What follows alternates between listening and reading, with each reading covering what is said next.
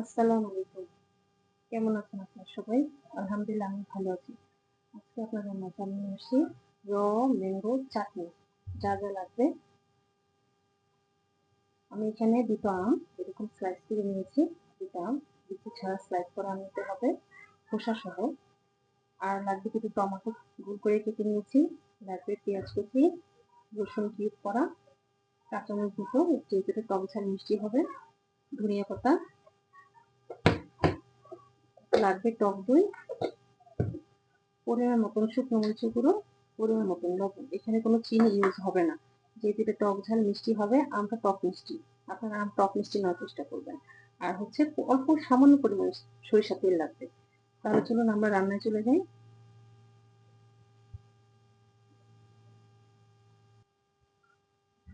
এখন আমি জালটা জ্বালিয়ে দিচ্ছি। বিসমিল্লাহির রহমানির রহিম। জালটা জ্বালিয়ে দিলাম।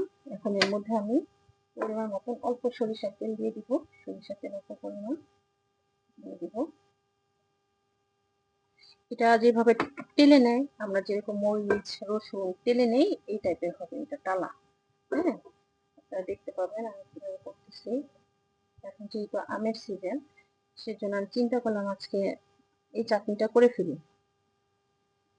এখন আমি এর মধ্যে এই আমগুলো দিয়ে দিব। যে আমগুলো স্লাইস আমগুলো বিসমিল্লাহির রহমানির দিয়ে দিচ্ছি। আমগুলো সব দিয়ে দিব। টমেটোগুলো এর পাশেই একসাথেই দিয়ে দিব। টমেটোগুলো দিয়ে দিলাম,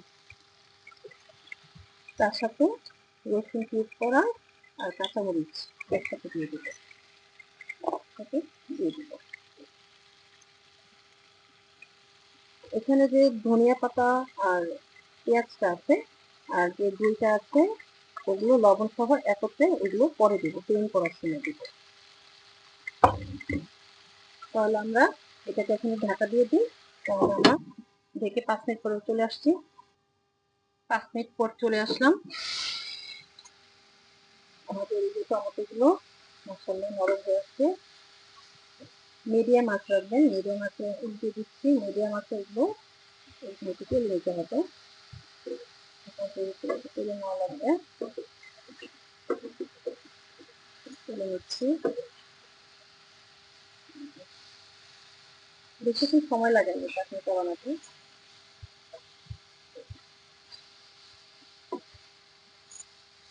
এখন তেলে নেব।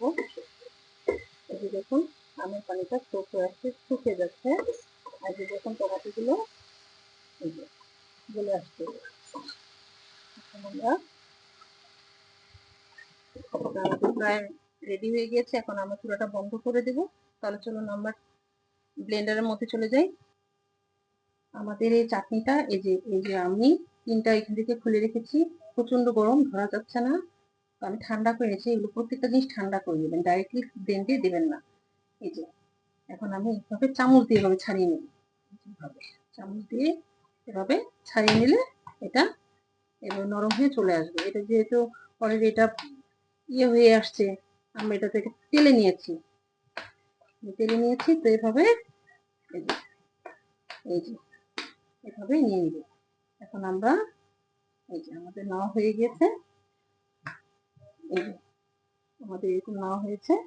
এখন আমরা এই যে পেঁয়াজ, ধনিয়া পাতা, তারপর টমেটো, কাঁচামরিচ, এগুলো এখন একত্রে আমরা ব্লেন্ডারে দিব। তাহলে চলো আমরা ব্লেন্ডারে নিয়ে যাই।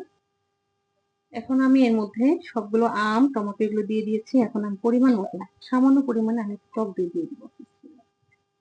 সামান্য পরিমাণ দিলেই হবে, এটাতে আমি চিনি ইউজ করবো না। আর পরিমাণ মতন যে লবণটা আছে এটা আমি এর মধ্যে দিয়ে দিব। লবণ আর মরিচের গুঁড়ো, পরিমাণ মতন লবণ আর মরিচের গুঁড়ো 1/2 চা চামচ করে দিব। যেহেতু কাঁচামরিচ আছে সেজন্য আমি আর এক্সট্রা কোনো কিছুই দেবো না। চিনি তো ভুলেও দেবো না, যেটা আপনার এই চাইলে দিতে পারেন যদি আম বেশি মিষ্টি বেশি টক হয়ে থাকে। আমি টক মিষ্টি আমটা নিয়েছি। তাহলে যে ব্লেন্ড করে নিচ্ছি। বিসমিল্লাহ।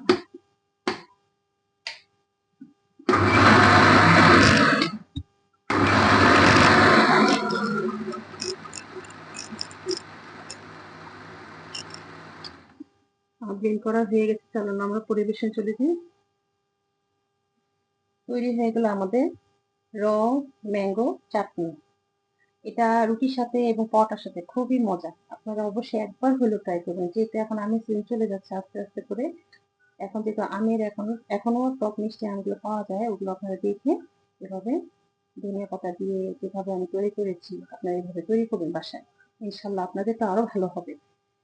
তো আমার এই চাটনি কেমন হয়েছে আমাদেরকে অবশ্যই কমেন্টে জানাবেন। এটা খেতে ভীষণ মজা এবং আমি যেন আপনাদের মাঝে আরো নতুন, নতুন রান্না নিয়ে আসতে পারি। আমার জন্য দোয়া করবেন আপনারা যে যেখানে আছেন। ভালো থাকেন এবং আমাদের অবশ্যই বেশি, বেশি করে লাইক এবং শেয়ার করে দেবেন। সাবস্ক্রাইব করতে একদমই ভুলবেন না।